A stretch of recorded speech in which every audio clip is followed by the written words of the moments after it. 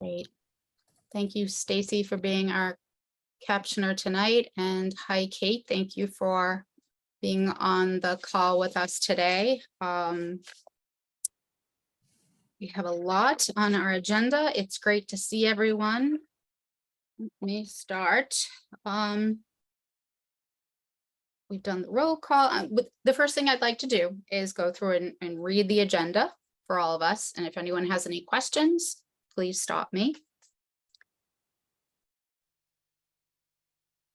Actually, Holly, Yeah, this is Brian. I have a quick question about members. please. Is Colin Kulik still an associate member? Did he resign? I know we He brought did him in as not. an associate after he stepped down as a full member, or after his full membership expired. I just haven't seen him in a long time, and I didn't know if you knew whether he had stepped down as an associate or not. Not officially. I did see him at the State House in May at an event that they had, and he does still like receiving the updates. Okay. But he has not been able to attend meetings. Okay.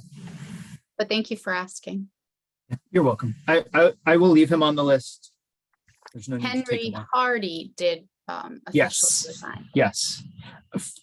Frank and Colin are my only associates, right? Or our only associates right now that I have. Jenny Alverson is also an associate. But I believe so, unless I got that. Yes, but I have not seen her in a couple months. So. Okay. I will. Okay. I'll make sure she's on the list. So our agenda is going to start with Adrian Pomeroy giving us our ADA coordinator update report. And myself, Holly Simeone, I will share a chair's report. Then we have Kate White and Adam Polinsky here from Mobility to share some updates on Western Washington Street. I hope everyone had a chance to look at their presentation, as well as I believe the information was embossed also. And I'm going to make sure that they can speak at the very beginning so that you have plenty of time. Holly, is this a new presentation that they've So got? Harriet, you should have received another document in addition to the agenda. It was the text that Kate was going to use for her presentation that went along with the PowerPoint. Did you not receive that? Because that was sent as well for embossing. It was not in that envelope, and I don't recall. It wasn't. I didn't see it in the envelope either. Okay. Okay, so go ahead. Let's continue. Continue business. We're going to talk about the Disability Pride event. We're going to review the open seats update for new commissioners. And then under new business, we're going to talk about our August meeting, some training, support, and collaboration with our firefighters and police that Paulina talked about with me. A meeting that Harriet and I had with Tufts University regarding their ADA updates and where they are in their progress. I'm going to chat about subcommittees, and we have some old business. It's quite a large agenda as I look at it. Adrian, would you like to go first? Sure, thank you. Through the chair, only a few things here. One, in response to Harriet and Pauline, I will check with Perkins in the morning because I just checked my email and that was definitely sent along with the agenda. So I'm not sure why it did not get embossed.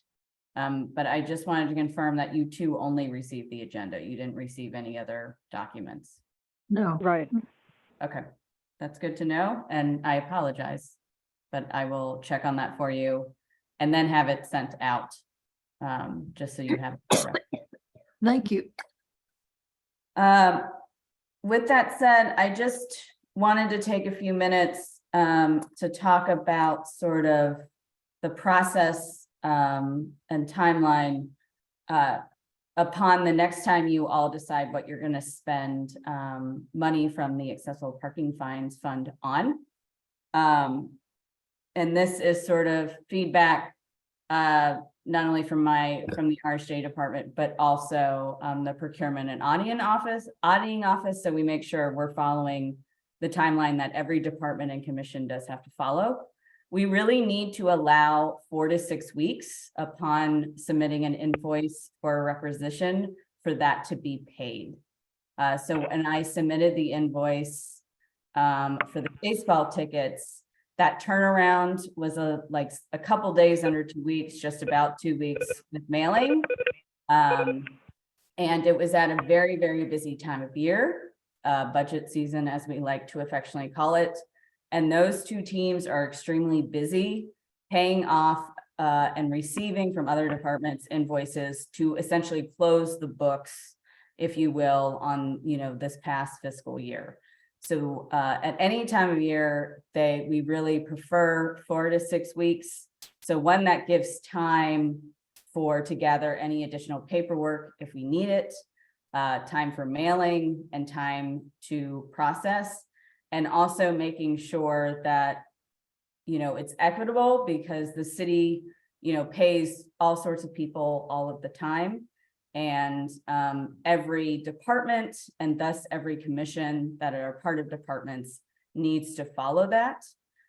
Everybody is certainly very happy that you all have done not one, but 2 really great things to spend this money, because there is significant funding there to do a lot of great work within the city that benefits persons with disabilities. But going forward, next time, we just need to allow time to sort of talk about that idea, as you all do. And then once that invoice is submitted, really allowing 4 to 6 weeks for that vendor, whoever they are, to be paid appropriately. This is especially important if it ends up being a larger sum of money, say above $10,000, even greater than 50, where you may have to go through a procurement process of analyzing different vendors or businesses that may be helping provide something. So that is just feedback I am passing along, because I had to push that through pretty quickly in order to get these tickets going. But that is not the norm that the city does in terms of processes. So it's just for you information, so that everybody is following the process.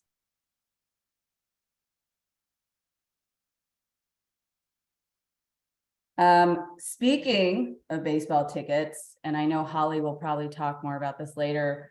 Tonight is probably going to be, you have about, I think, 2 weeks till that game, if I'm not mistaken. Is that game on the 28th? 26th, I think. 26th? Yeah, so roughly about 2 weeks. And there are, I believe, 46 tickets that are part of what Holly was able to secure. So not a lot of time to figure out. Obviously, you all will, go if you are able to, but then who will get the remaining of the tickets? And Holly will talk about this later, but there's just not a lot of time, especially if the commission needs assistance from the RSJ comms person to get anything out to advertise it, because, there's a short time frame here. Hawken, of course, is happy to help. RSJ is happy to help, but again, short time frame. So any ideas probably need to be discussed tonight, so I can relay those to Hawken tomorrow. The final piece, and Brian, I hope you don't mind me speaking for you, but as city employees, Brian and I cannot take advantage of this opportunity because they are worth over $50. So city employees are not allowed to accept gifts, essentially, or free things over $50. And so if I'm ending up being able to go, I will just have to fund myself and try to find a seat close by to where you all may be sitting. And I'm not sure if I can go yet. I have to look at my calendar. But that's just part of the ethics law that Brian and I have to abide by as city employees. So I just wanted to pass that along. because that can get a little sticky.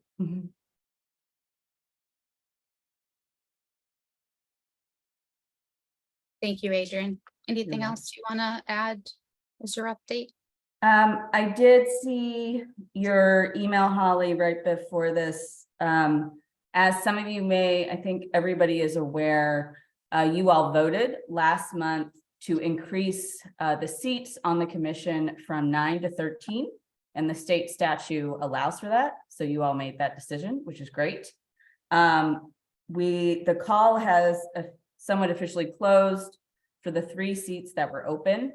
And we will begin that interview process as soon as possible. That interview panel will include myself, another staff member from RSJ, Holly, and Harriet. And we will get going on that as soon as possible. To open up the new call, we obviously have to have comms work with your commission and me to put out a new call. And Holly had mentioned wanting some space for the commission to be able to offer feedback before that call goes out. How this process works is the comms department generally creates those, the main comms department, communications department of the city. Holly did offer some feedback on the call that went out in the spring. So what will happen is that can be created, and then I can send that out. And then for folks who need that in an alternative format, I can certainly get on a phone call and read through it and collect feedback. So that's where that stands. So that's all I had through the chair. Thank you, Adrian. Does anyone have any other questions or feedback for Adrian at this time? Hi, yes, this is Deborah. When I did the training to come on board, my understanding was that we fall under the same conflict of interest rules as city employees. Is that not the case? Thanks, Deborah, through the chair. I did speak with our law department about that very thing. And he felt that it was okay in this case, given the intention of this particular event and the intention around this. But you are correct. That is something that you all do have to keep in mind. Maybe if somebody came along and said, you know, individually, and Deborah, I'm going to use it as an example just because you brought up the question. Deborah, I have seen the amazing work you're doing as a commissioner. I want to give you a $60 gift card to Dunkin' Donuts. It would be in your best interest not to accept that gift card. So I did check with our legal department, and they felt okay about it. They solidified that it was not okay for Brian and I to attend essentially on one of these tickets that had already been bought with these, or will, you know, have been bought with these funds, that if we were to go, we needed to pay our own money. But that's a good question, Deborah. Thank you.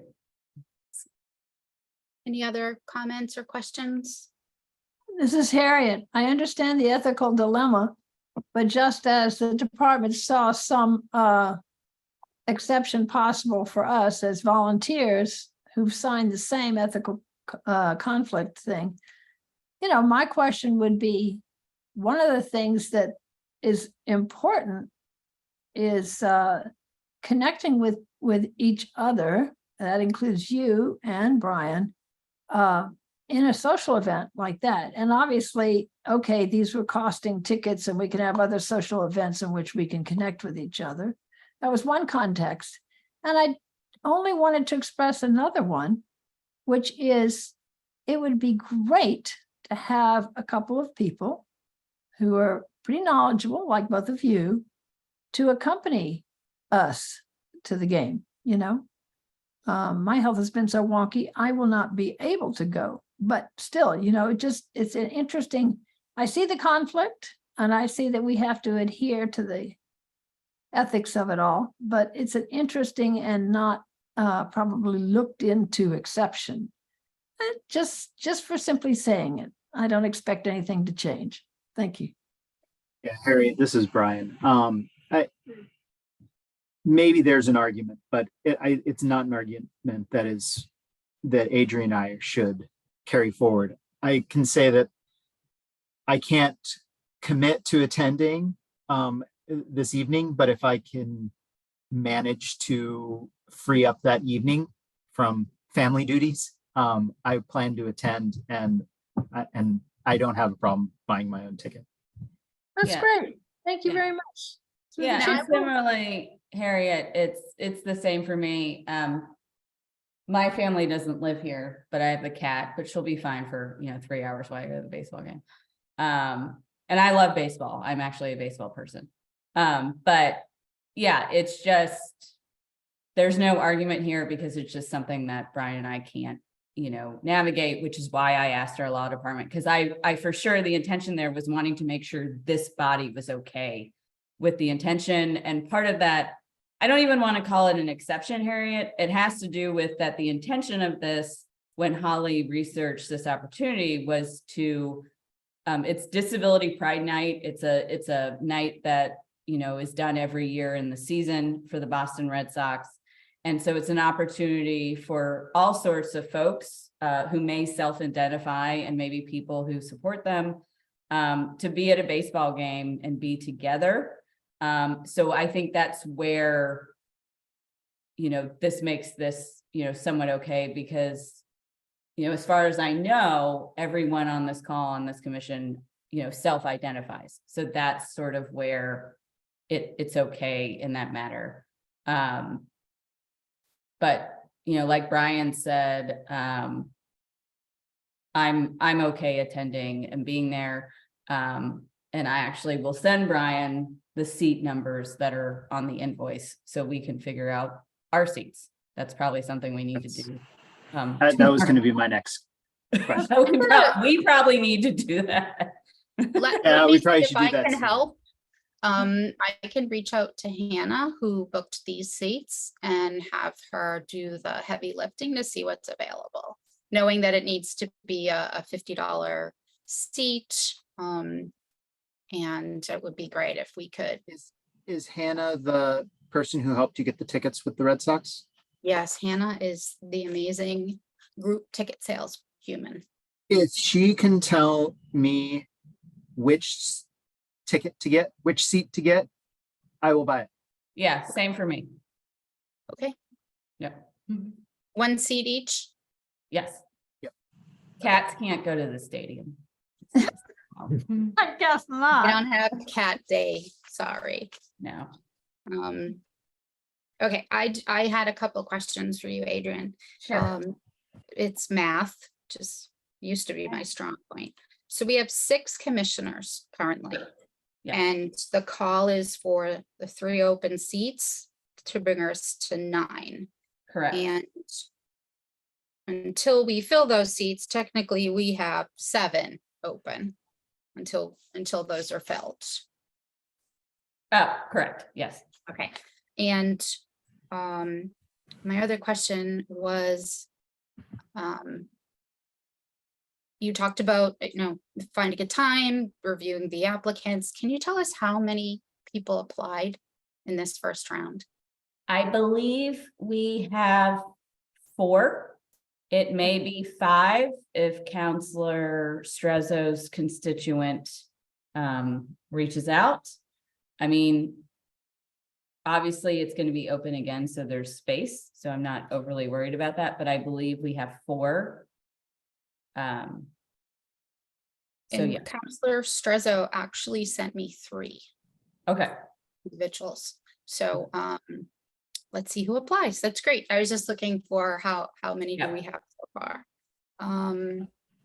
Adrian, on that Yes. point, since though we only have 3 seats open when we made the initial call, we have more, if more than 3 applicants are acceptable and appropriate, could we, since we now have 7 seats available, could we nominate all 4 or 5 or how many ever? Or are we held to the 3 number? I would think not, but I would think that as well. In fact,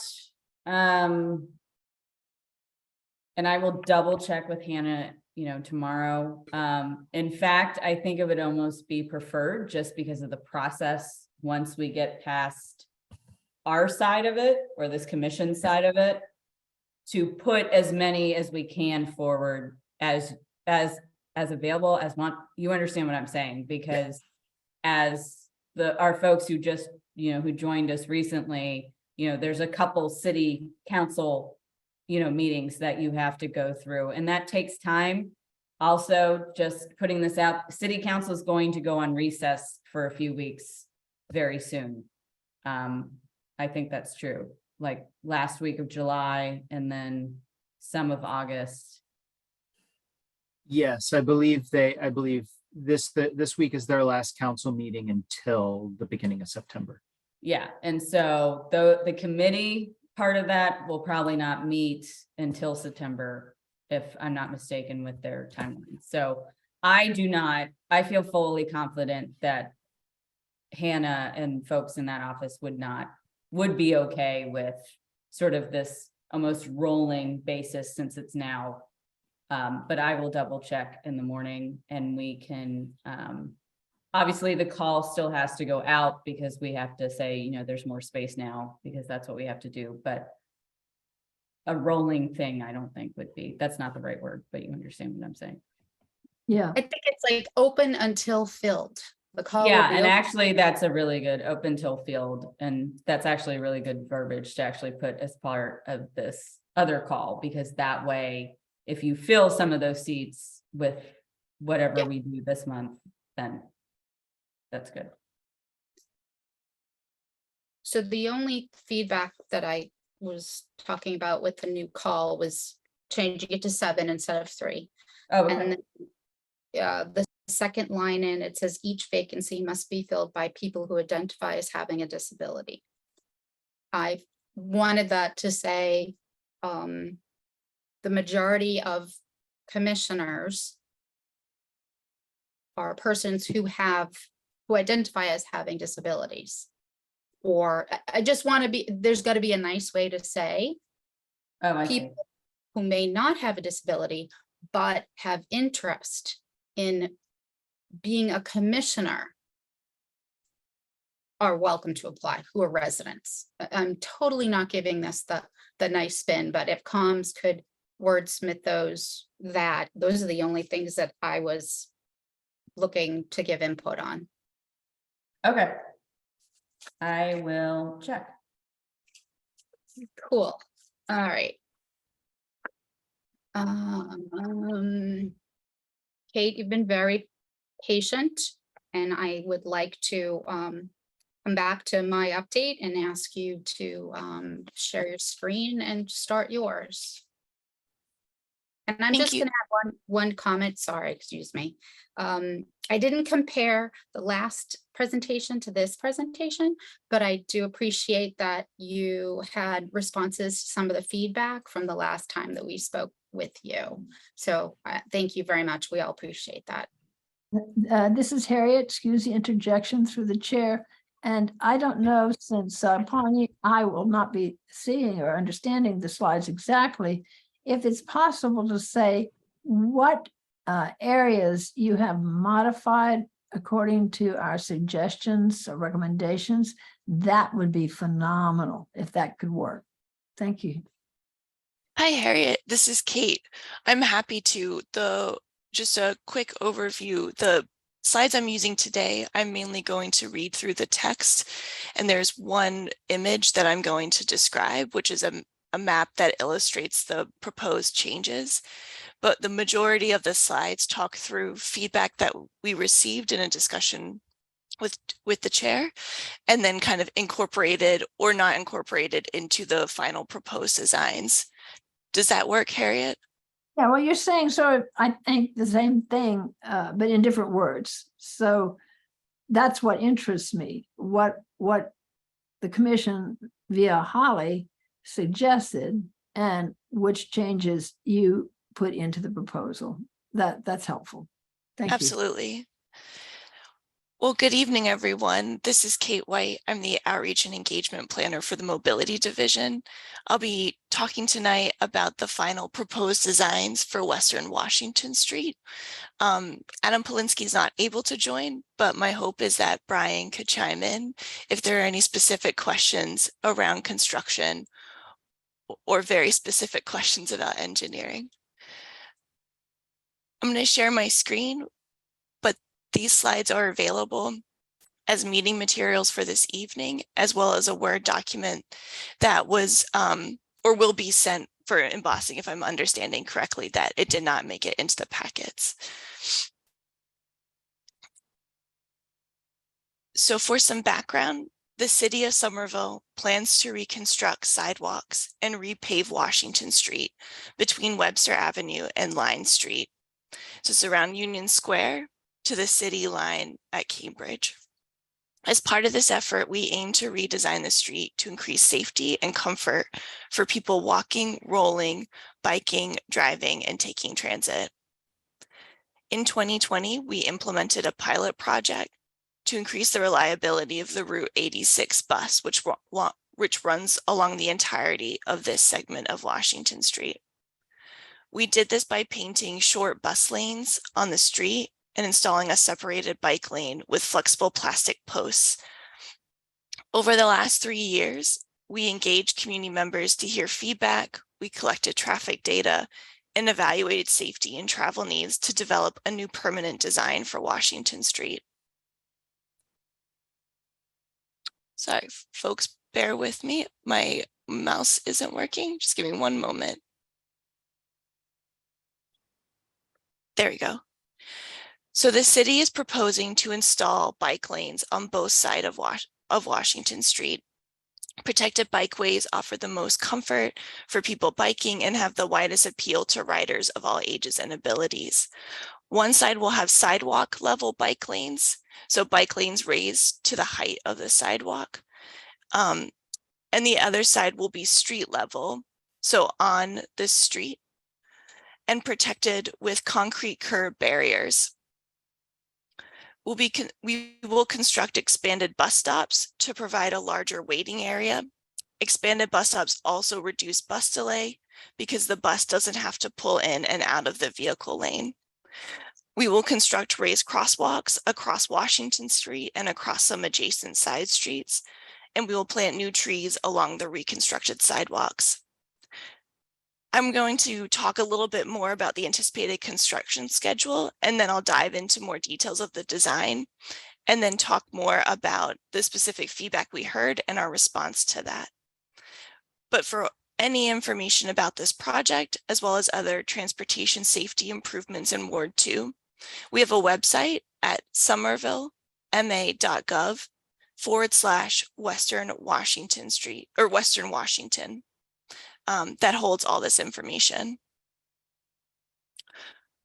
Briefly, just a summary of construction. Construction is scheduled to begin in 2023 and completed in November 2024.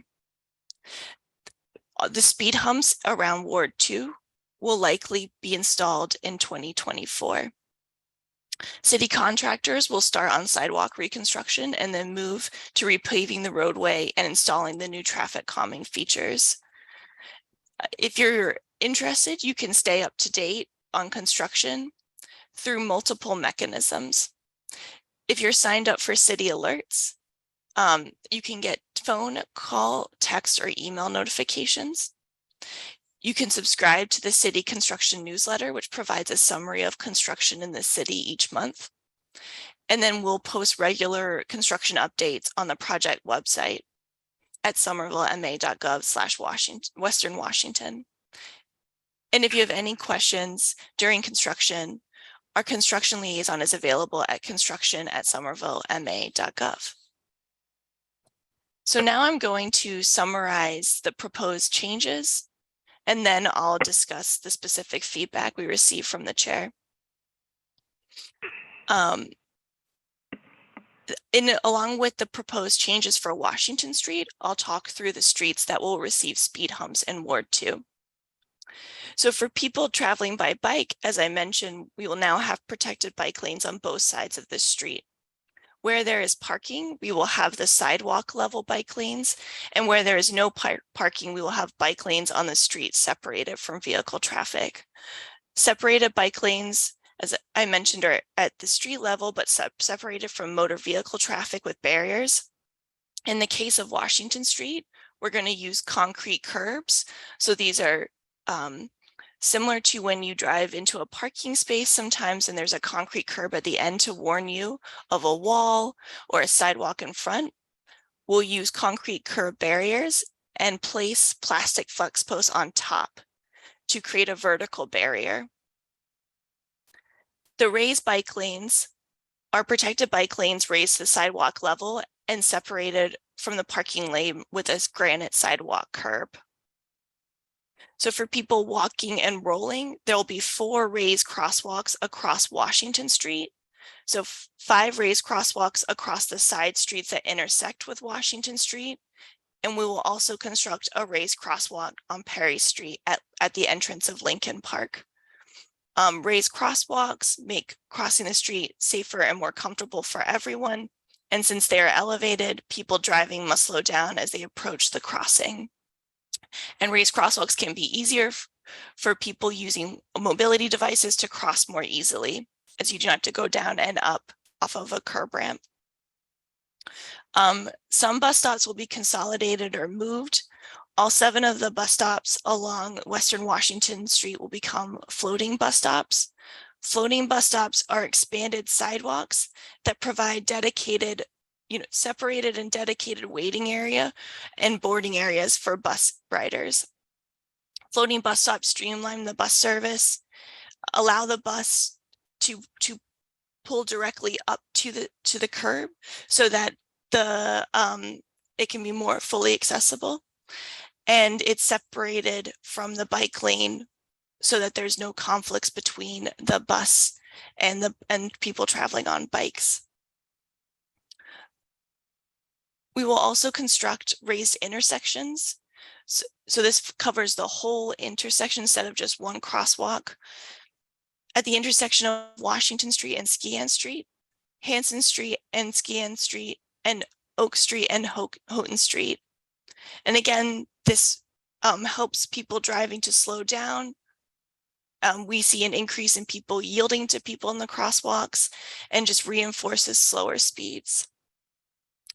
And lastly, the streets in Ward 2 that will receive speed humps are Dane Street, Calvin Street, Perry Street, Wyatt Street, Concord Avenue, and Newton Street. And just a reminder, speed humps are asphalt traffic calming devices intended to reduce vehicle speeds to 10 miles to 15 miles per hour. They're about 3 to 4 inches high and extend from the sidewalk curb to sidewalk curb. And we paint them with white triangles and yellow stripes and place signage nearby. We typically space them 200 feet apart to prevent people from speeding in between them. And one addition to Washington Street is that we'll be adding another crosswalk across Washington Street at Dane Street and adding new pedestrian signals to the intersection of Calvin Street, Dane Street, and Washington Street. I know that's a lot around the proposed designs. I'm happy to pause, kind of hear any hear any questions or comments before we jump into the specific feedback. My apologies. One thing I forgot to mention is that the shared bus bike lane will remain between the Bumpus Bridge approaching Union Square. This is Harriet. That I don't quite understand, but before that, so the floating bus stops, you say, are widening out of the sidewalk. Is that correct? Yes, it looks like a sidewalk, but what it is we push it out into the street so it lines up where the bus is traveling in the vehicle lane. And then we take the bike lane and move it closer to the sidewalk so that you can wait for the bus And then in between the sidewalk and the waiting area for the bus will be the bike lane. And then there'll be the dedicated sidewalk where people can continue to travel by. But people will no longer need to wait in the general sidewalk for the bus. No, understood. Here's the second question I have, which is, are there tactile indicators at the intersections? Since the beauty of having the crosswalk at the same level as the sidewalk, the beginning of it might not be as evident. And I know you do use the yellow bumps, but that's the thing I'm going to try to work with engineering on, is they're insufficient in their length, breadth, etc., for a warning to get on to the crosswalk. And so that's just, I'm just curious if you had any feedback about the fact that it's phenomenal for wheelchairs. It's the best ever. But in terms of being a blind cane user, it would be very interesting to try these out, because I think I would not be able to readily distinguish, oh, I'm on the sidewalk.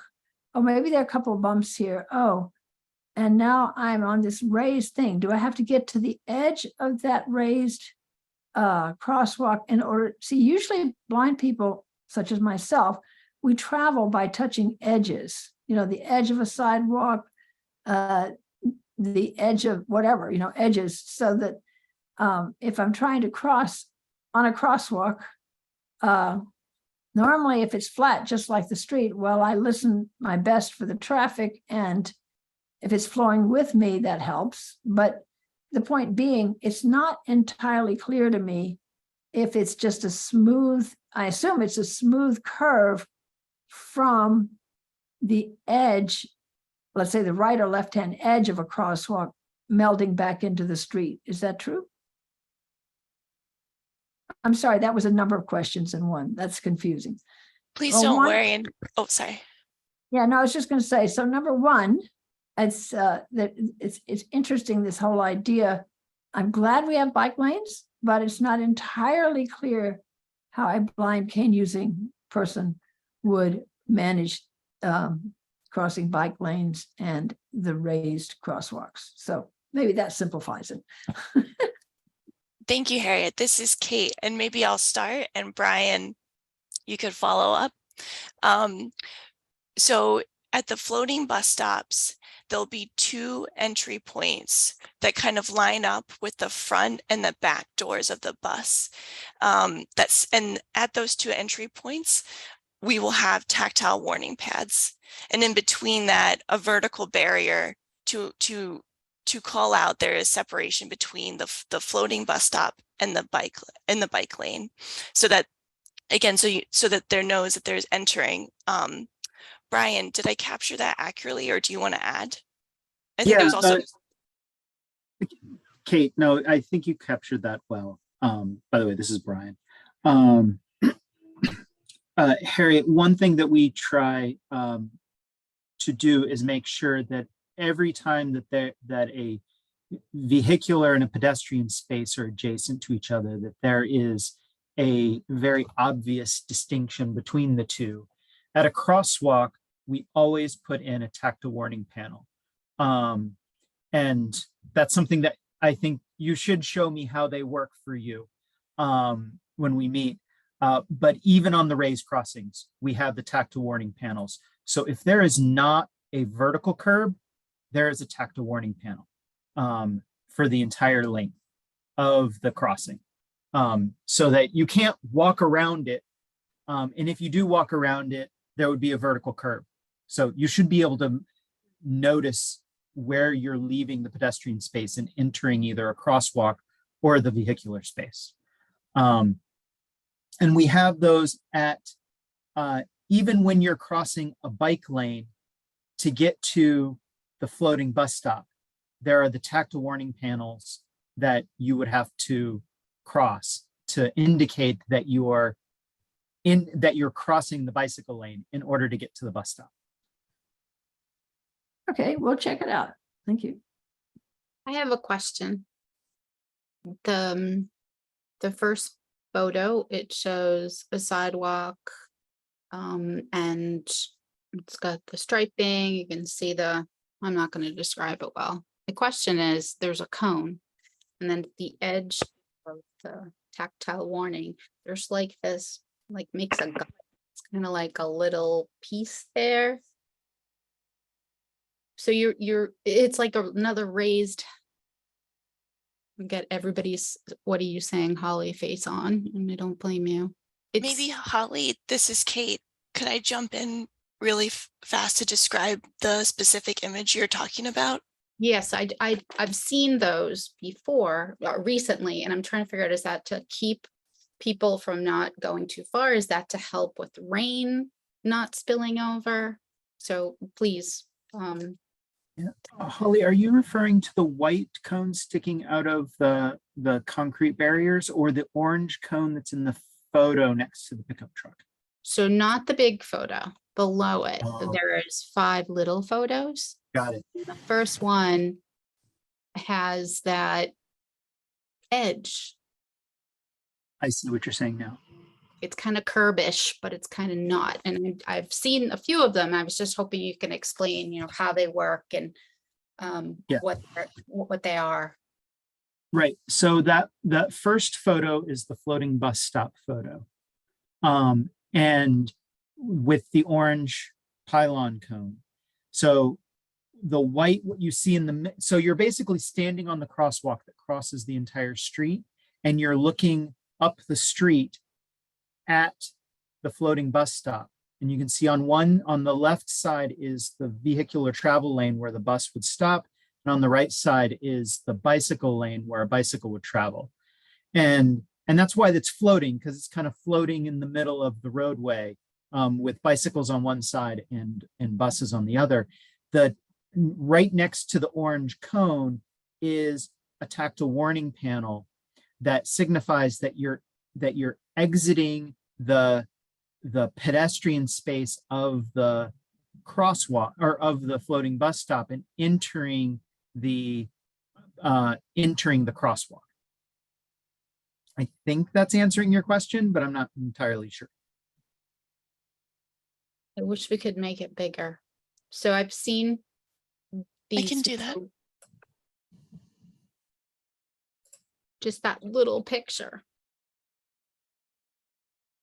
So I've seen some, like in my neighborhood, around like Evergreen, they have a crosswalk, and then to the left side of the crosswalk is like a little curb that comes up. Like it kind of starts flat level with the sidewalk, and then it goes down, and it looks like it's some kind of a small barrier to maybe prevent rain from coming across. You know what I'm talking about, Brian? You Yes, mean that. a curb that's going perpendicular to the curb on the street? No, it's got this little thing. All right, I will find a picture. I don't Okay. want to. Yeah, and Holly, you can ping me directly on that. Okay. Thank you. Hi, this is Kate. Does anyone have any other questions or comments at this time? Or should I continue? About you see where the pickup truck is in the large photo. I was just curious what separates the passenger door from the bike lane. Thank you, Frank, for that question. I actually have information about that. That's a nice segue into some of the specific feedback. Just bear with me one moment. I'll pull up my notes. So now, you're saying I'm trying to, Brian, do you recall the specific buffer width? The image that, Brian, you're muted. Thank you, Kate. This is Brian. I can't recall the exact dimension, Frank, but there is a buffer between the bicycle lane and the curb line. So there is a space for the door to open without it swinging and fully obstructing the bicycle lane. Okay, thank you. And I'm happy to follow up with us if we have more specific measurements, but the illustration that shows the different type of bikeways was a way, as you can see, there's older sidewalks on them, but we were trying to show the difference between the two different bike lanes. But we tried to include some curbing to show that gap. You mean the space, excuse me, this is Harriet through Holly. You mean the gap that is needed for a door to swing out or someone to transfer out of their vehicle on a chair? I'm discussing the general space, but where accessible spaces are located next to the raised bike lane, there will be a 2-foot buffer between the parked vehicle and the bike lane. I'm a little worried that that's insufficient because Okay. if you take the footprint of the ramp and the lift, it is probably bigger than 2 feet, but Holly, you would know perhaps better than I. Thank you.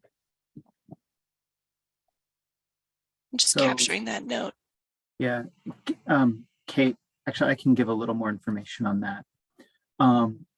Harriet, the first thing is that we have included a handful of dedicated accessible ADA spaces along the street. And in those spaces, we have both, it's because we have a constrained space in the street, we can't make it wider in the locations of the accessible parking. But what we have done, and Kate probably was going to talk about this later anyway, is create a flush area adjacent to that parking space with an accessible curb ramp adjacent to it. But that space is located in the bicycle lane. And the bicycle lane is painted and signed so that it is notifying cyclists as they're coming down the street that this is essentially a space that is used for ingress and egress of vehicles used by people with disabilities. I see. Thank you. This is Pauline. I have a question about the pedestrian signals. Are you going to employ auditory signals? Hi, Pauline. Thank you for your question. Brian, would it be okay if I call on you? Yes, the answer is yes. Pauline, I'm gonna elaborate a little bit briefly. We have a program in the city with our traffic engineer to go around and add audible APS signals throughout the city. And we've already added them on some of the intersections on Western Washington. We didn't want to wait for this project. And the ones that don't have it presently, which I believe is the Dane Street intersection, will be added during this project. Okay. This is Deborah. My question for Kate is, on these new floating bus stops, are there going to be benches? Our aim, or this is Kate, our aim is to have a bench and or shelter at each of the stops, or at each of the floating bus stops. Sometimes the benches are easier because the city of Somerville controls installations of the benches. With shelters, we work with the MBTA, and so they have an annual process where they identify locations. And so we propose some, and then we work with them and their contractors for installation. Thank you. Thank you.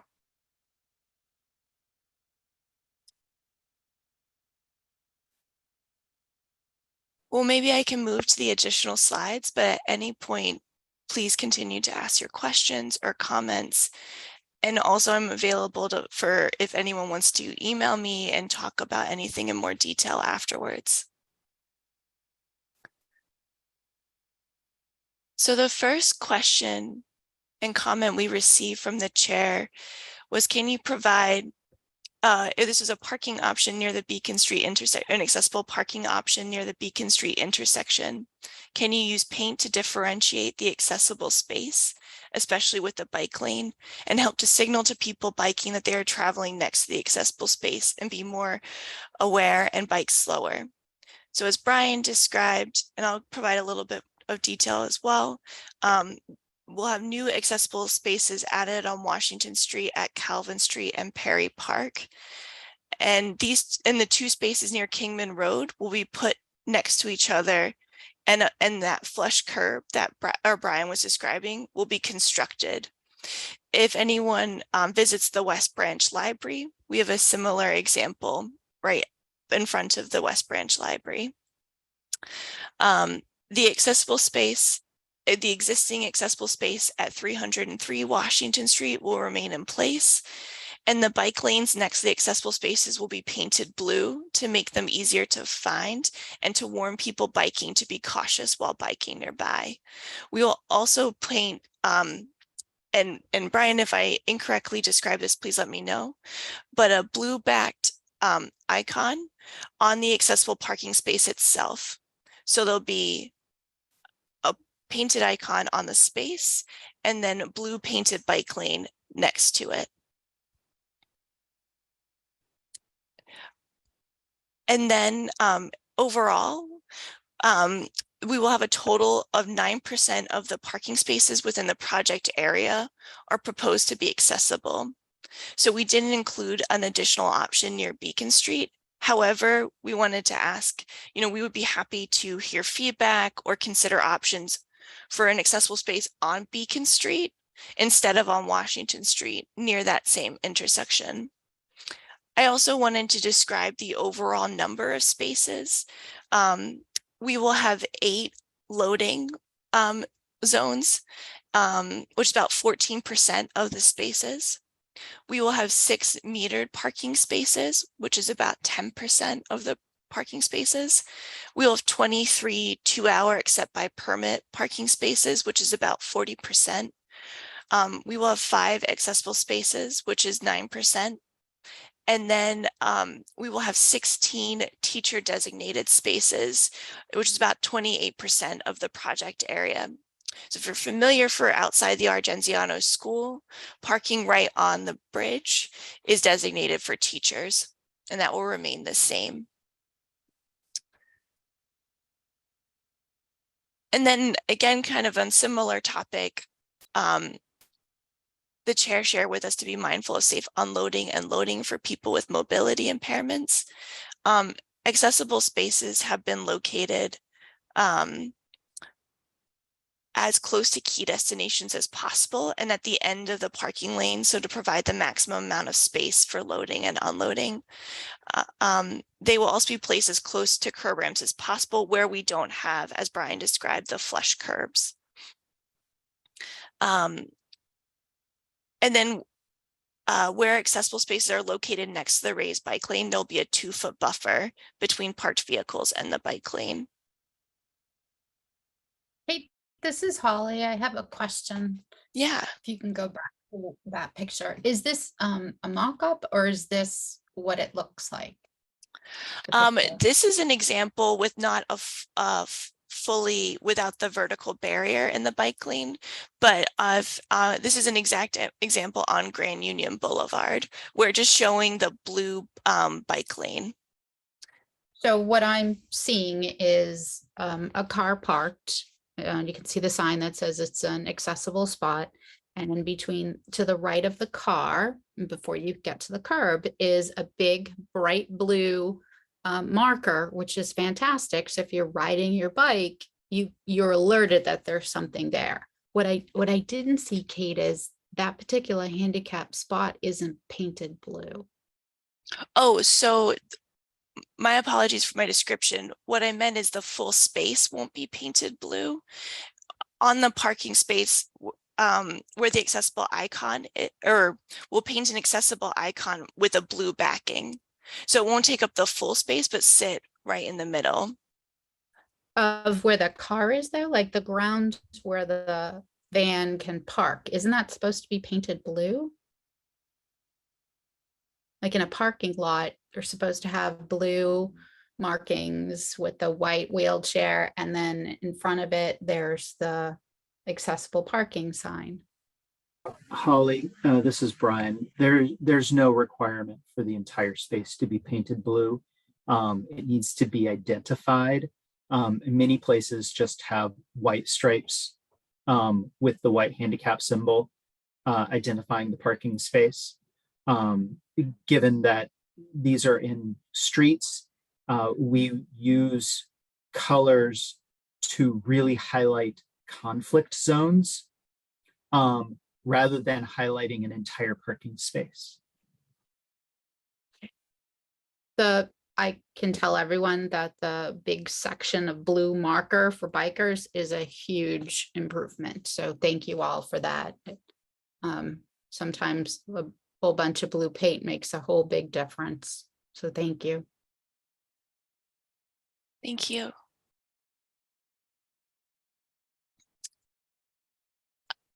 So the next comment or question was about, should we begin to think through side street parking options, more accessible spaces, or more short-term parking options? The city's ADA coordinator has worked with 2 nearby residents to fulfill 2 accessible parking requests on Leland Street and Bowdoin Street. At this time, we haven't planned to make additional parking regulation changes to the side streets within the project area. We're still evaluating some of the effectiveness of some of our side street changes, such as the ones we made in the Holland Street Mobility Improvements Project. And given the residential nature of a lot of this street,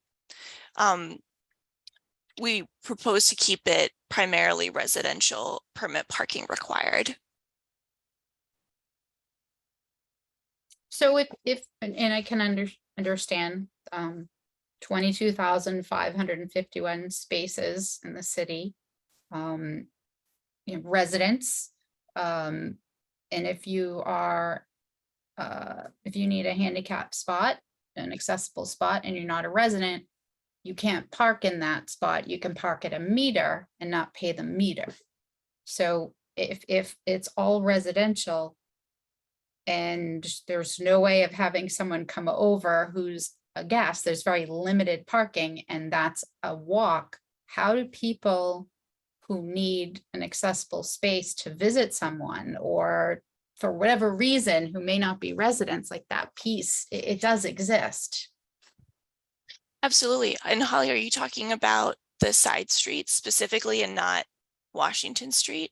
Yeah, just, the last question was about, you were going to keep it residential permit parking, which I completely understand. But if you are not a resident and you need a spot as someone with an HP placard, you cannot park there. An HP placard allows you to park anywhere there's a meter and not pay for parking, which is lovely, but it doesn't mean you can be a resident anywhere. So when there's only resident parking in a neighborhood and there isn't a designated accessible spot, and I'm not saying I would even know how many to suggest or in what areas, but that ends up to be a conflict. I've experienced that personally. I've heard some other friends who've had similar concerns where they, someone was in a wheelchair and they couldn't park close enough, or the space was gone. Do you have, I know this is sort of outside of scope, but do you have sort of a plan of how to increase accessibility in the neighborhoods as opposed to like the larger Broadways or Washington Street? So, this is Kate. The city is definitely looking into increasing just overall the general number of accessible spaces. Right now, we've primarily prioritized these larger streets just because, especially in the citywide parking and curb use study, we heard a lot of feedback around the limited availability, especially in our high demand commercial areas. So that's where we kind of started increasing the amount. We are not limited by this project to install more accessible spaces on residential or more residential streets. We're never stopped from doing that.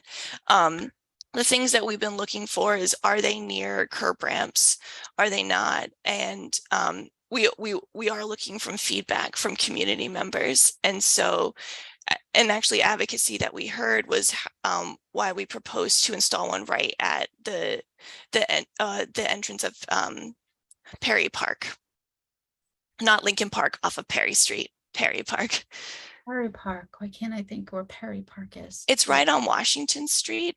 Currently, there is okay. Yep, it's off a to the short side. shared bus and bike lane, which is painted red. So we're removing that bus lane and going to replace it with a new raised crosswalk. And then next to that will be a new accessible space. Great, thank you. Oh, Kate, this is Frank. I just want to clarify. Harriet and I have a friend who lives in Medford who uses a power chair. So if we see one of these accessible parking spaces in a residential neighborhood that's near, because that's where we live, does that mean that she cannot park there because she's not a resident?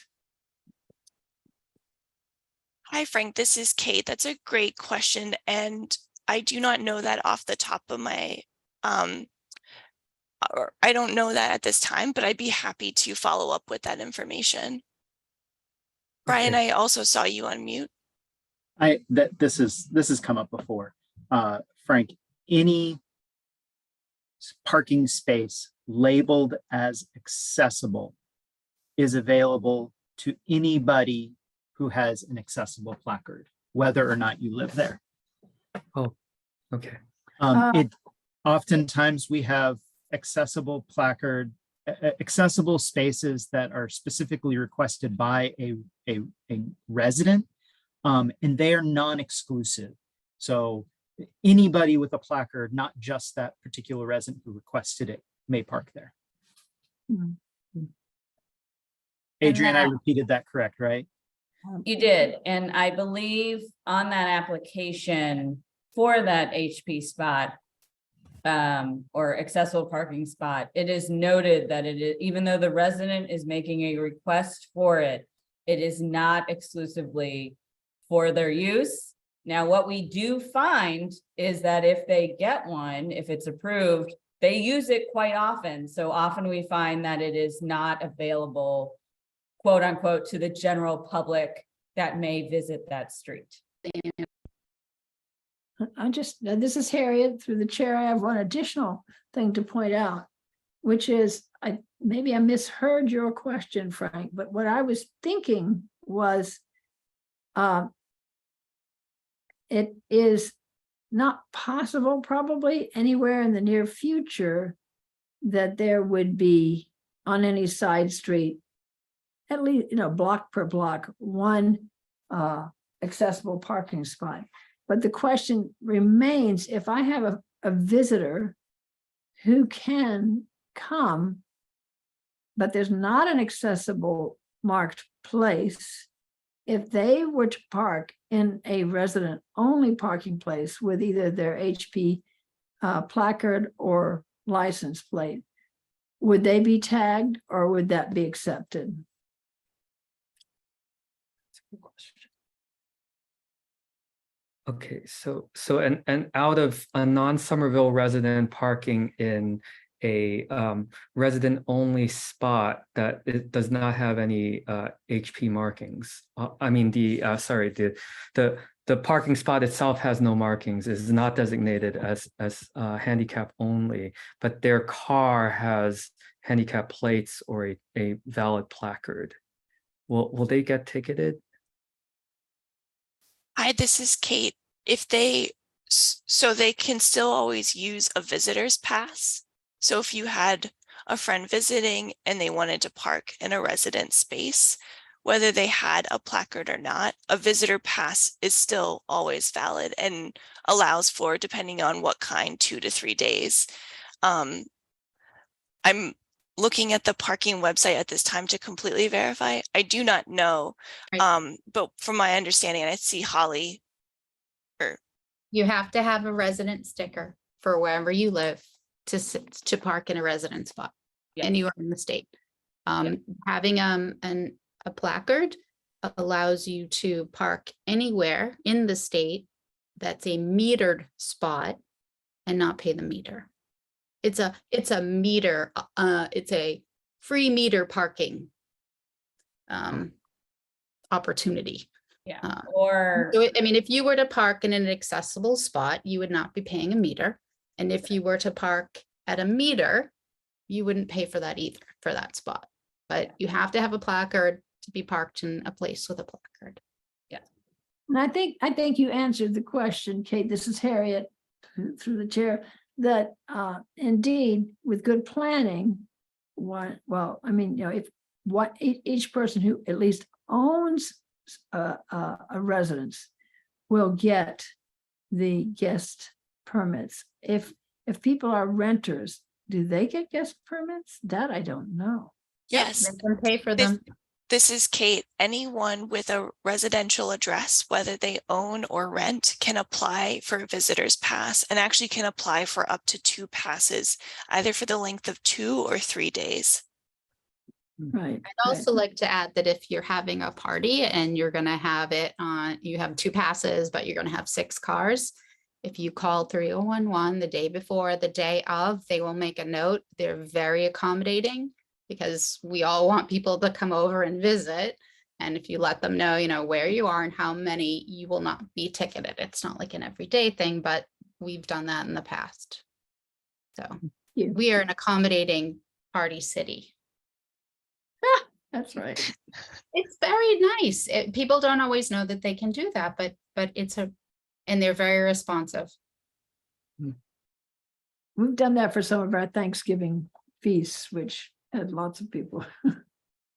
And I will say, in terms of our current resident parking program, it is unique in a way that if you live on Cedar Avenue and, get a residential parking spot, you don't have to necessarily park all the time on Cedar with that pass. You can park in any residential spot all over the city. So as right now, it is helpful just in general because, if you go up somewhere else, you can park in a residential spot with your permit and there's no consequence. But the visitor passes are very helpful in certain situations. So I do encourage residents, to apply and get one just to have on hand for this very purpose. Why don't you keep going, Kate? Thank you for letting us ask questions. We appreciate that. I appreciate the questions. Thank you for the time. So I have 3 more slides left. So the next comment was bus shelters can block the sidewalk and make it hard for people with visual impairments. We support some kind of shelter for buses, but that particular design can be difficult with people with disabilities. So as I described, all the bus stops will be floating. So we're already making dedicated area for the bus stops instead of kind of joining it up with the general sidewalk. So they provide separate waiting area for passengers, and any benches or shelters that are added will be installed on the waiting island and will not block the sidewalk. And I will also share that we enjoy feedback around placement of benches and have moved based on feedback that we've heard, and also coordinate with Adrian. And when it comes to placement of bus shelters, we work with the MBTA's system-wide accessibility division. But no benches or shelters are planned for the sidewalk. They're planned for the waiting islands. Thank you. And lastly, one of the questions that Holly had was, what is the regulatory guidance for spacing of crosswalks? And could there be a crosswalk closer to the bus stop at Bowdoin and Parker? And so in general, we aim to have crossing options at a minimum of every 500 feet. In some places we have it much shorter, but really we try to have as a minimum every 500 feet. We'll be adding a new crosswalk across Washington Street at Perry Street, which is about halfway between the existing crosswalks at Perry Park and the Argenziano School. And so that's why we didn't consider an additional one at Bowdoin and Parker, just because of the spacing between those three crosswalks. I'm sorry, Kate, can you repeat what the spacing between those three crosswalks is? Oh, I didn't share the specific feet between all those crosswalks, but they're all less than 500. I think they're somewhere between around 280 to over 300, but I'm happy to provide those or follow up with that. But our minimum distance is every 500. We also look at a lot of different things when placing crosswalks. So sight lines, so that a crosswalk doesn't appear just quickly around a curve, as well as if it conflicts with any catch basins, trees, or utility poles.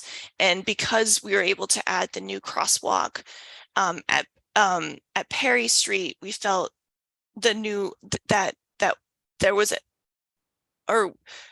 and it was all meeting that minimum.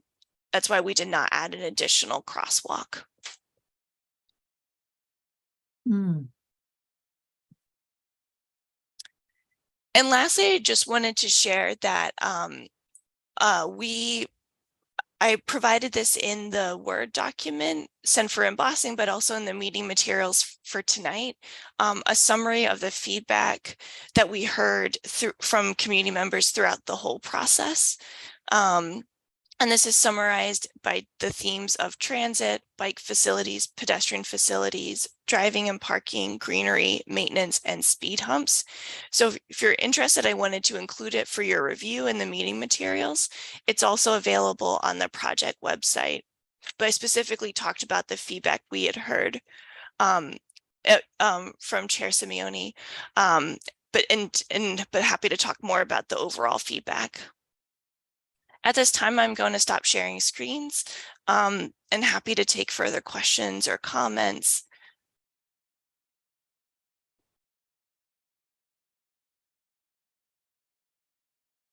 I forgot it. Quiet group tonight.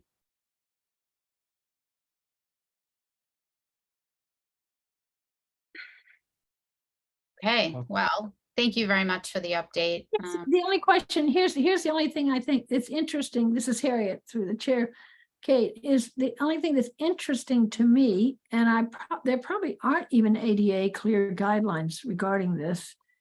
But for example, what if one were to have a broken leg and one is on crutches, the longer the distance between crosswalks, the greater strain that's going to be, or for someone who has respiratory problems, for example, the difference between 200 or 300 feet and 500 feet could be pretty major.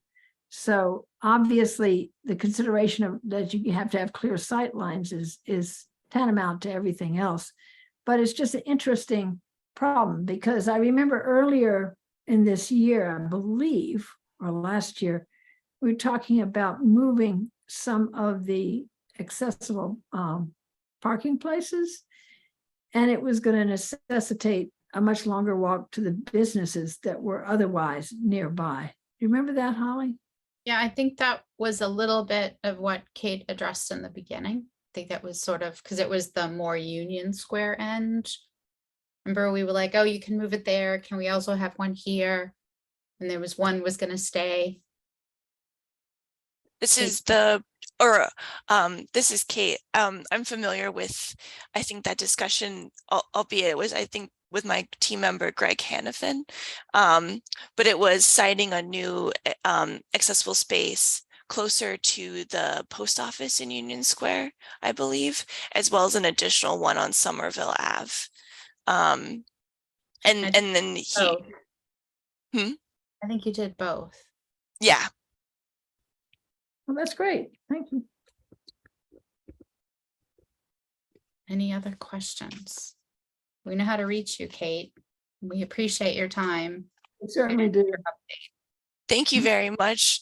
Thank you very much for the time as well as the feedback and all of the input that we hear. We don't only take it for this project, but we also incorporate that on ongoing street reconstruction projects or new raised intersections. And I'm excited to hear Brian post your walk with Harriet and maybe Pauline around the tactile warning pads. As we always look to improve the walking and rolling experience for anyone. And we'll add into that the apex ramps. Oh, the apex curb cuts. Yeah, those are. I get to demonstrate how I sort of managed to safely cross a street that has an apex, but anyway. Yes. Yeah. You're There welcome. was, sorry. There, Frank, nope, go right ahead. Oh, sorry. This is Frank. There's just one thing I'd like you to keep in mind. You probably do already, but the curb cuts that we have here in Davis Square, they tend to fill up with water or mud or slush whenever it snows or rains. And it would be nice if something could be done about that, but I'm not sure what.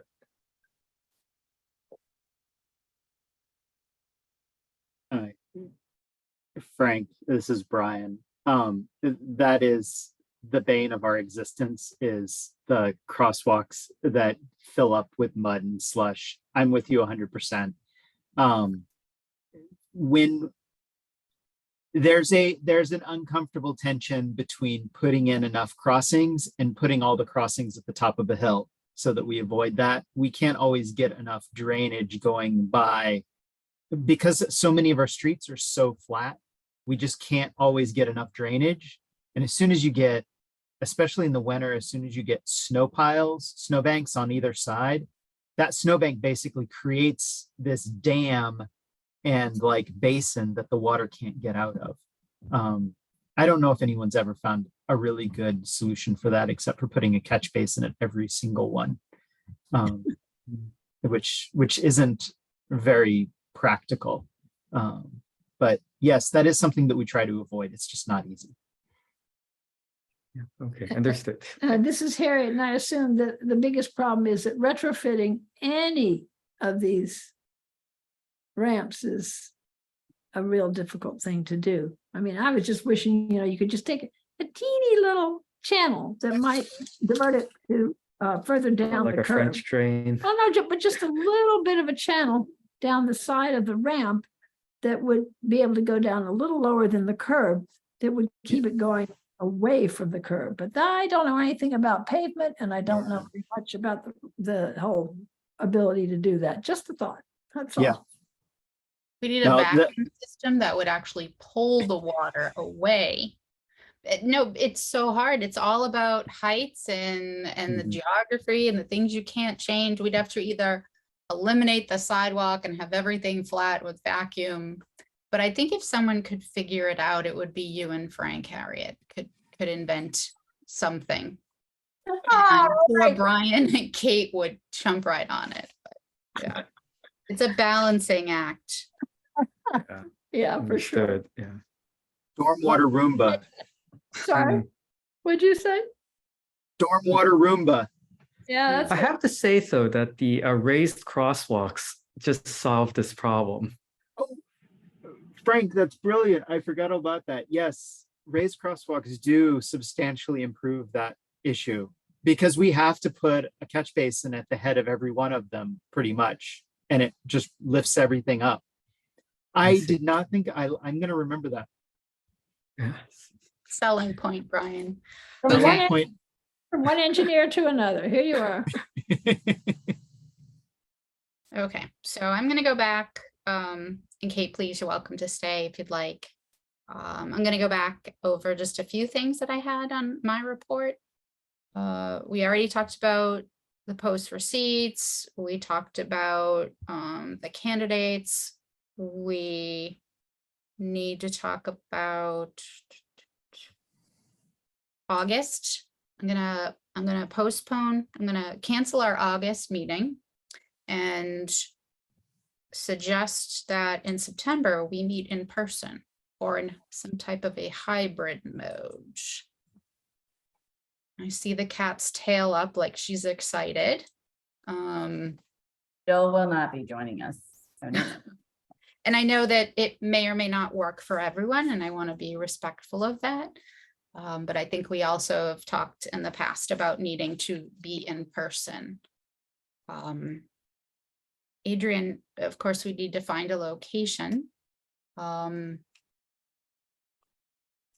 It used to, and that could be another conversation, but if anyone feels comfortable sharing if that's not something that would work for them, or what they would need in place so that it was what they would be appropriate for them to attend. I want to make sure that I'm not making assumptions of what anyone's needs are to be in person. And again, I think it should still be hybrid. So people can be. We're gonna have it in Davis Square in the sidewalk, Harriet. Okay, sounds cool. Rain or shine. Really hard to do hybrid in the middle of a sidewalk. Yeah, a little hard. FaceTime is only so successful. Okay, any feedback? I know that, I believe that previously when commission meetings were in person, they were at is 165 Broadway, is that correct? Yes. I That don't, is correct. some of that space still remain, all that space is city, but some of that space is being used by, I think, a nonprofit, Project Soup, which wasn't the case when the commission was meeting there. I can certainly check. Probably DPW maybe would be a good place to start. Maybe Brian or capital projects. I was actually, you mean as far as a place to meet? Yeah, I was thinking because the nexus of members over the past few years has shifted more to Davis Square. There may be an opportunity to meet at the community room at the West Branch of the library. Yeah. Oh, that's a great place. I was Yeah. thinking a school, but a library is also great. A municipal building with accessible parking. So that is a Kathy question and a Jane question. That would be a Kathy question, yes. Again, we're not going to have the second Tuesday in August. And we will have the second Tuesday in September. So we've got a little bit of time to figure this out. And as soon as we have information, we'll push it out there, location and feedback. I hope everyone who's able can attend in September. I think it would be great. What's the date? I'm sure we have it already, but The Second 12th, Tuesday. it's Tuesday, the 12th. Is the second Tuesday in September. that means my birthday is the day after Labor Day. Very good. Thank you. Is that right, Harriet? Because Yeah. my birthday is September 3rd. So. All right, we're just sisters in that. I'm the 5th, you're the 3rd. Yeah. I got here first. Chronological order. And we're so glad you did, Harriet. Well, thank you. I knew you were a Virgo, Harriet. I could tell. That makes Oh, sense. really? Well, I Okay. thank you. Go ahead, Harriet, finish your sentence. Thank you. I was gonna say thank you, but don't look in all the corners of my house. Okay. I have a Let's, comment about, sorry, I have a comment about the library. This is back to the previous topic. I think they're open late only on Thursdays and Mondays. So it might not fit our meeting time. Which is too bad, because he's so nice. Maybe we could get special dispensation. Who knows? Yes. I'm sure if you talk to them, we will. Yeah, I mean, we do have control over our own schedule. We can change the night of our meetings if we choose to. But we all have to agree, and it has to work with Adrian's schedule and so forth. But that's not impossible to do. Yeah. So I can look into the library hours aside, which may shift after Labor Day. So may not. I think that might, so, but again, alternative location as we're brainstorming. What High about school, the senior center on Holland Street? Does that have any room at night? Oh, at the tab? No, what is it, 160 Holland Street or 167 For Holland? the Tufts administration. Yeah. building. Yeah, I don't know if there's any space there that we could use, but I think that's a good question. Yeah. So that's an Ashley question. I'm gonna Oh, bring yeah. us back. We mentioned already that we have obtained 46 tickets to Disability Pride celebration at the Red Sox game. I believe 5 of them are wheelchair seats, and within that section of 5, there is one seat for someone to accompany someone who's sitting there. And we're in like 2 different sections with some seats in between, but like 20 seats here, 15 seats here, and we're very close to each other. So plenty of room to throw popcorn back and forth, but not all in the same row. Beautiful seats. Oh, we were very fortunate to get them. And we had voted to use our funds for tickets and for transportation, but the city is pushing back because of the liability of us transporting people to the baseball game, which I understand. But I was hoping someone might have another suggestion. Part of the concern is the tickets are not paper. The tickets are on a phone app. So individuals will have to download an app. I will have to share their tickets from my Red Sox app to their Red Sox app to walk in the door. So I don't mind standing by a door, meeting people, scanning the ticket, but it is going to be a bit of a logistics concern. So I threw out the idea of reimbursing people for their transportation, but that doesn't really satisfy the concern of how people get in and out. I did ask the Red Sox liaison today how they handle people who don't have mobile phones, who don't use apps, who would need paper tickets, what types of accommodations they can make. But that's my little concern is how we distribute electronic tickets. Oh, excuse me, Holly, this is Harriet. So, and the answer was no, they don't ever make paper tickets now? Is that? They didn't answer me. I believe that they are probably fully electronic, but that doesn't mean that there isn't some other option. Right. See what she writes back. But my theory was everyone showed up in a bus. We all got off. We scanned the tickets. Everyone went in. You don't, if you leave, you don't get to come back, paper ticket or electronic. So once you're in, you're all set. So coordinating that is going to be our thing. And also we have 2 weeks, I believe, to fill these seats. So getting an understanding of how many people in the commission would like to attend would be very helpful. And getting the notice onto the city's website would be great, or getting it in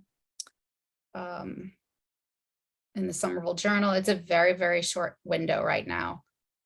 There is also, we can collaborate with other groups within the city, other residents. Maybe it's someone who's at the, help me hear someone, Council for the Aging.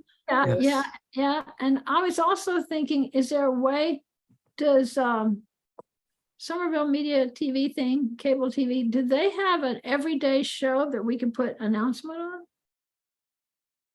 I think we're on like a really short timeline to get that sort of scheduled and what it would look like and drafted. No, I know. I was just wondering if they had any short turnaround period. I don't know. I've never contacted them. I have I no think, clue. I think a proactive approach with using that meter would be great, just like Adrian was explaining. You know, this was a great opportunity, really fast. The city stepped up, got the check there. Many people did back bends. Adrian did a lot of heavy lifting and the check got there on the day it needed to, or we wouldn't have had those tickets. So I think pursuing in parallel a way to communicate with the community. But this particular 2 weeks from now event, we need something quick on the website, either links to RSJ, or links to the front page. Yeah. Is there any chance, do these things ever get put? I know we have a Facebook page, don't we?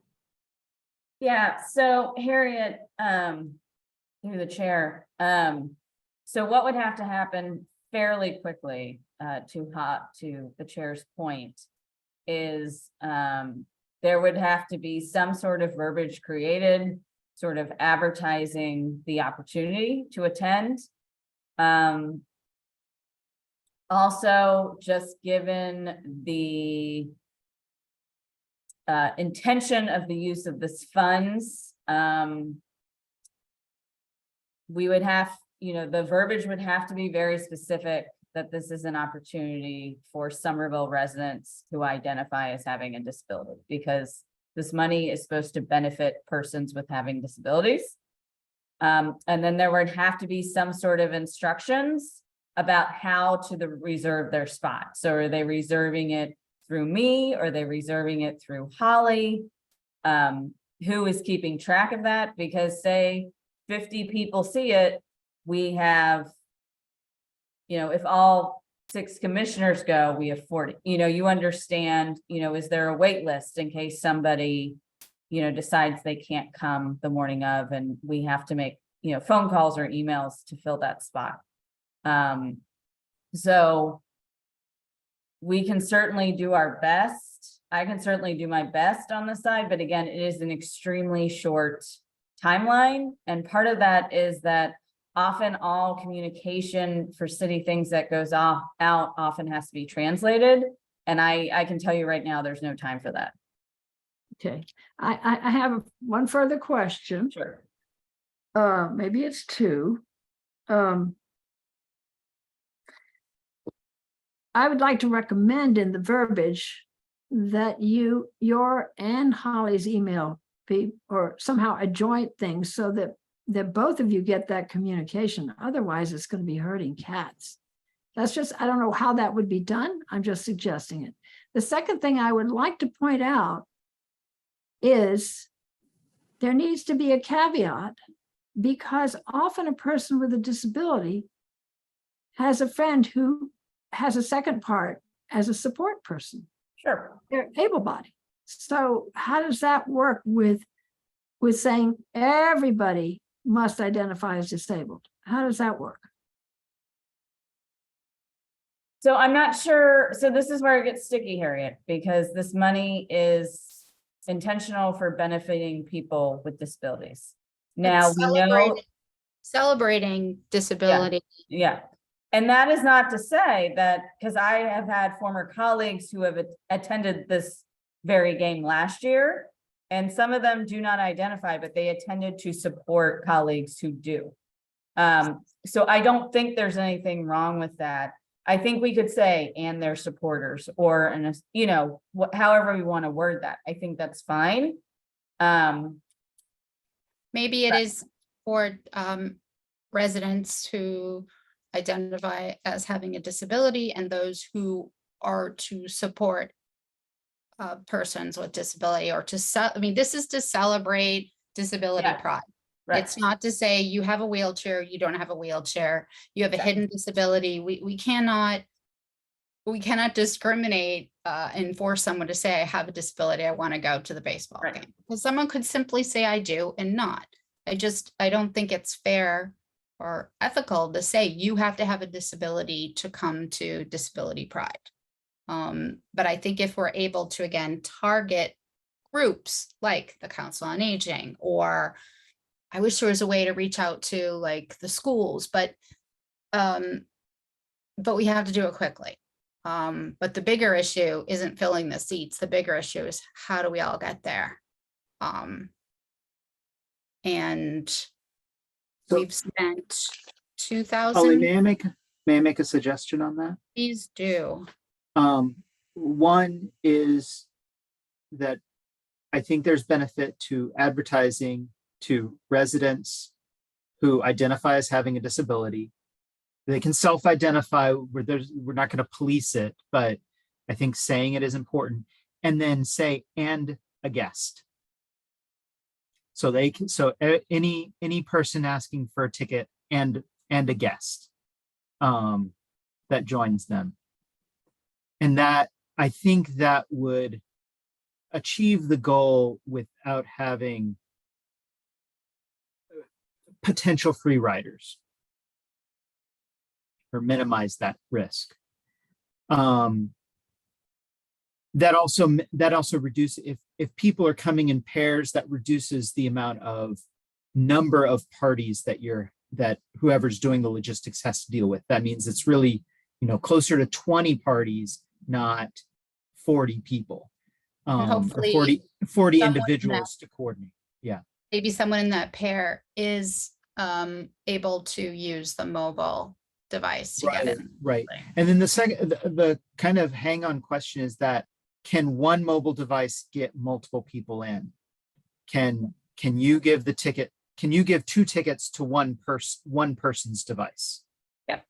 Okay. I can split out those tickets Yeah. any way we want. I had And to then create the an other- account to get them. And then the logistical question is, can you stand there at the gate Of course I with the can. person who's on your list, and rather than giving the ticket to their phone if they don't have one, can you just like flag them through? I'm sure I can. Because that there may be a benefit in doing that too. Yeah. But yes, I think the heavier logistics is A, getting a list of people, B, getting that list of people to meet at a specific location so that you can share the tickets with them. And how does that group of people get there? Do they get there as a group or individually? I mean, I'm a fan of the fact that we have a green line that goes directly from this city to basically Fenway Park, but that's not accessible to all people. Right, you are. And I'm a fan that we have it as well. It's great. The green line. Okay, so we've thrown all the, pardon me, the turds on the table. We know we have great tickets. We know we have an event planned. We have some hurdles of how do we get people there? How do we coordinate the technology? And how do we advertise to people? I think the idea that we welcome people to bring a guest is a great idea. We've spent $3,000 of our $5,000 budget. And I'd like to motion that we take a portion of that balance and use it towards food for that night. Either give people, I think she said they have like a Sudeco card for the food people that says, here's your card, you can go get a hot dog, you can go get a popcorn, you get whatever you like. And we hand people a gift card to use there. So would this require the city to have to cut another check for the Boston Red Sox? So how would that work? That's a really good question, Adrian. Because Holly, I'm telling you right now, and I hate to be the bad guy in the room, there is no time for that. No, totally understand. Totally understand. So I think at this point, as much as not- it can be yep. a barrier for folks, I know the transportation is a logistic. If people want to eat and drink, that's probably something they have to share with somebody and then work out, the Venmo and stuff later, however people do that now, or, So we're not, I think the bottom line is we can't cut another check. It's way too short. We've spent $2,900 of our budget, which is great. And we're gonna find a way to get those seats. Seats. So Adrian and we have to figure out some quick moves. Offline. of Yeah, how- so I think I can speak with Hawken first thing tomorrow and we can try to circle up for like PR stuff, meaning, you know, social media and verbiage to go on the website sort of thing, because he can help with that. I think respectfully, what needs to be done in the next minutes of this meeting is for you, you know, what is the verbiage around transportation? And how are people going to find the group? I actually think the piece about getting people into the game is easier than we're thinking about. Groups go to Fenway all the time. And I think those ushers and the other staff that work there are very used to trying to account for, you know, school groups or, you know, youth groups or, you know, summer camps or whoever's going there. So I think that piece is a question for your contact, along with getting seats for, you know, or telling Brian and I how to secure our seats. But also in addition, what is the best location for this group to gather to get, for the person to see this person is attached to this seat, I'm clicking something on whatever, and they're going to their seat. Okay.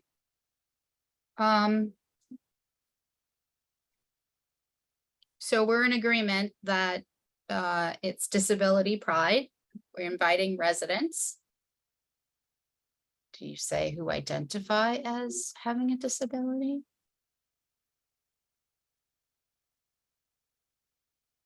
Yes, I'm seeing a yes. To attend with a guest to celebrate Disability Pride. I think the most important thing is to say that we have a few accessible wheelchair seats to offer to our residents. Yeah, and I think another part of that verbiage is that however we decide how they're letting us know they want to attend, that there are a limited number of seats and these will be given out first come, first serve. Absolutely. So I think it's just, should it go to ADA at Somerville? That way it's more discreet and then you and I can Yeah, I think that's probably the best. make the spreadsheet of who and where. And then, you know, clearly you will need to get yourself to the park by X and we will be, you know, further instructions on which, say what entrance. Yeah, I think the easiest thing for folks to get themselves there is the group will be meeting, as you said, at gates. I haven't been to Fenway in many years, so I can't That's remember. okay. I think all the note Yeah. has to say is we'll be meeting together. Yeah, But- to get your ticket and meet with the group, please meet here at Fenway Park. And I think as people confirm that they're coming, I can certainly reiterate that in an acknowledgement email. And then say, here are the options, you know, public transportation options in Somerville to get you to the park. Yeah. And you know, what we're gonna share will be brief. Yeah. Once we get our seats filled, then I think we'll follow up with the more details. And then I will definitely be there as the cruise director to get people in their seats. Wait a minute, what day is this? Doesn't matter. It's a Wednesday, I think, I don't know, what day is it? It's, the 26th. okay. I can be there then. Okay. I have some, no, you have no idea how I've been juggling things. I have to have some medical things and I have to be in isolation for a certain period of time. And that that I should be good by that day. Yeah. We're by the 22nd, so we're all Holly, good. we need the cruise director. It's not gonna go well if we don't have the cruise Okay, it's director. You okay. can't count on me and Brian for that. We'll mess it up. I've directed many large ships. You have no idea. The only thing we need is the succinct message and to let people know that they need to, by the end of the week, respond or something. And we But- probably should give folks a deadline so we can, see what the demand is. Because it could go either way. Like, we could have a very high demand and not be able to, and everybody wouldn't be able to go. That's fine. And the other thing we can do is, I think we can include in the short verbiage, maybe a link to the Red Sox page about this event. So we could say, if you're interested on attending on your own with your family, here's more information. Or, something like. Absolutely. And I think also a link to their accessibility services, Yeah. which is fantastic. Yeah. It's very broad. They're very one-on-one, and historically they've always been known as very accommodating. Yeah. I've been there a few times with my kids, literally on the green in the back of the dugout doing oh my God, with the pitching coach. They're just wonderful with kids and everyone. All right, so we've got our Pride event. We're not meeting in August. Was there another variance? I believe there was one that was postponed until September. And then there was another one that came out today for streets. There's 123 Packard, which is the one that has not been revitalized. And then there's 114 Professors Row that has been updated, but I actually walked both of them. I was in the neighborhood and I took some pictures, and the building at 114 Professors Row, it's missing some signage, handicap deck entrance, handicap parking, accessible this, but one concern I have is between the sidewalk and their driveway, like 10 feet of their driveway is full of gravel. I don't mean like little rocks, I mean big rocks. I mean like boomerang at you rock, like slingshot rocks. I could barely walk across it. And there's no way someone could have rolled across that in a wheelchair using I can't imagine a blind person with a cane trying to, it's a serious obstacle, and I don't understand how that's there. But the 123 Packard, that's one that has the Lula lift,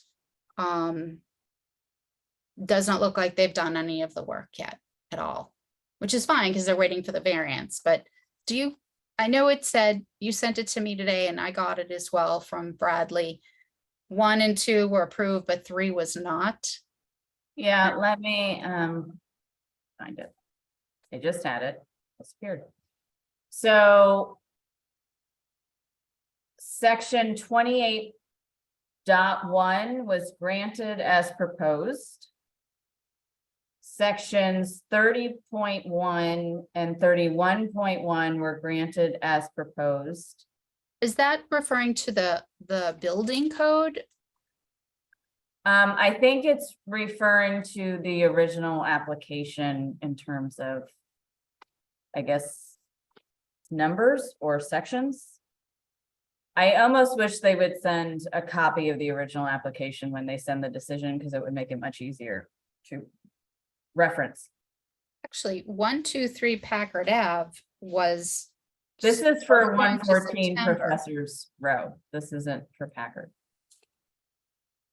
Okay, so 114 Professors Row has that rock issue. And 123 isn't going to be reviewed until September.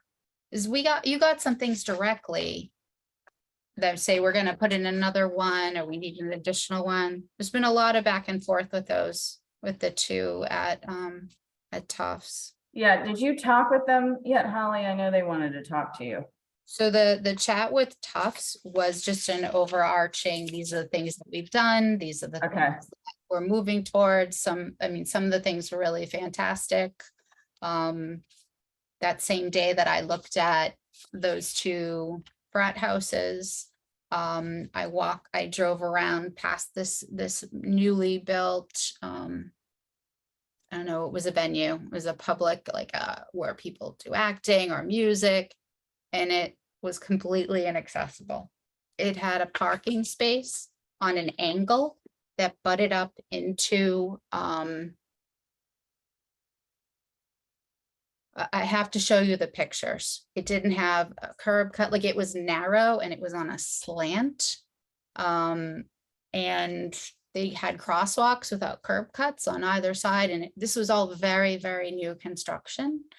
And when I looked at Professor's Row, actually Packard Ave, where they had not yet done any work, all the parking is in Tufts employee parking only. You have to pay for like the ability to park there as an employee. I did not see like student parking, and there were no accessible spots. That doesn't mean they won't make one in the back of that building, but it was not a lot of accessible parking.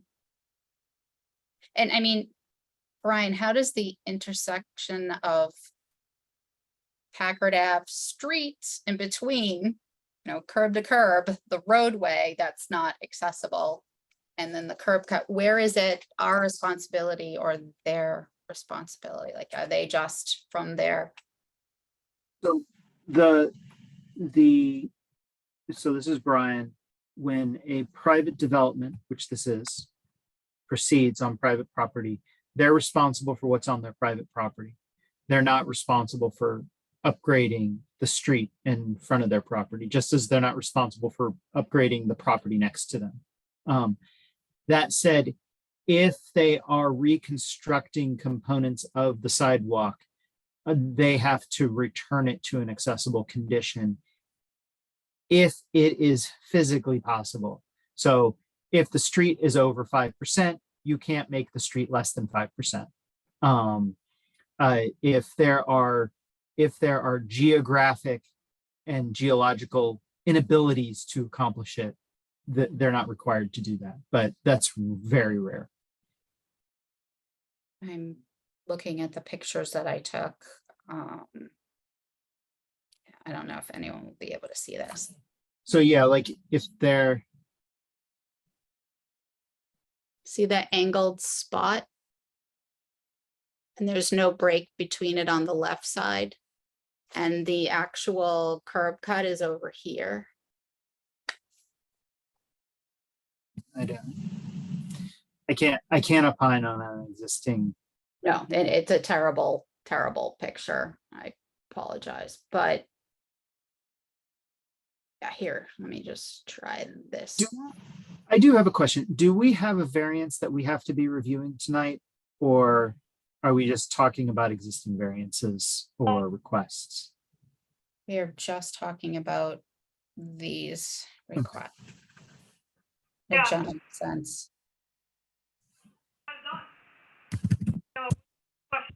Let me just show you one thing because it's a video. Brian, are they required to have a sign that it's an accessible entrance? Like a placard? If the accessible entrance is not the main entrance to the building, I believe they are required to have a sign that points around to the accessible entrance and how to get there. When Harry and I spoke with Tufts, they admitted that they were catching up on wayfinding. That they had a lot to do. I had a very hard time finding any. Okay, so here's a terrible picture. Can anyone see all that gravel? Is the project under construction? It looks very done to me. It is let me just make sure, ramp at the front, white door, no wayfinding, basement, large rock. That's 114 Professor's Row. And the whole, like the driveway, I looked at Google Earth to see what did it look before, what did it look last. All of this driveway in, and the curb is, the street's there. So all of this is driveway. There's beautiful landscaping. There's a new ramp. You know, the whole back is accessible, but somehow they chose to put all these rocks down. And before there wasn't, it was just like unlandscaped. Those rocks look like they are a construction walk-off mat. So like, and so I can't tell from the photo if the asphalt looks new. They may just not have, if the building was recently finished, they just may not have repaved it yet. But I can't really. And it's also a question, is that walkway intended to be an accessible route? Because if it's not intended to be an accessible route, then there's no requirement for it to be accessible. It It's should where the be. ramp- Yeah, the ramp is there. It's the only way you can get into the building is if you go down that driveway and you find So this. if the driveway is the accessible route, then yes, it has to be accessible. I'm gonna ask them. They were very polite. But Who are you speaking with at Tufts? Rocco and Okay. they're um, free. Jeff? Jeff? No, that's wrong. Oh, Would you I don't like know, to be Jeff. part of that I know conversation? Rocco. He's pretty decent. Yeah. Would you like to be part of that conversation, Brian, or should I run things by you ahead of time or? I mean, if you want to ask me questions on what to ask, you're welcome to do that, but I don't think there's a need for me to be in attendance. Yeah. Okay. I don't want to burden you, but I also don't want to exclude you. That's all. That's, yeah, I don't, Yeah, and I think it's really important, Holly, as I discussed with you when Rocco first contacted me, that they directly hear from the commission, even as they're considering other projects ongoing. You know, I think that's really important, and helpful and impactful. So, and of course, Brian and I are happy to help in any way, in this commission, any way we can, but. I think I'll try to invite them for September. Okay. Okay. Is 9 o'clock on the dot.